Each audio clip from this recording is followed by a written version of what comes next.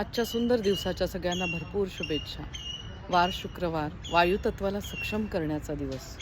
शरीरामध्ये कार्यरत असलेले विविध प्रकारचे वायू, प्राणवायू, अपानवायू, समानवायू, उदानवायू, व्यानवायू यांना सक्षम करण्यासाठी आज तुम्ही वायुतत्वावर रेकी घ्या आणि बघा या वायुतत्वाचं संतुलन कसे व्हायला लागते.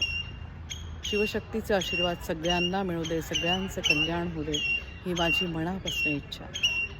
श्री शिवाय नमस्तुभ्यम. वायुतत्वाची देवता हनुमानजी यांचे स्मरण करून आपण ह्या पूर्ण शरीराला रेकी देतो.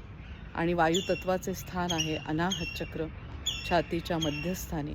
त्याला आपण रेकी देतो आणि वायुतत्व सक्षम होण्यासाठी मदत होते. श्री शिवाय नमस्तुभ्यम. आणि ह्या चक्राचा बीजमंत्र आहे यम. यम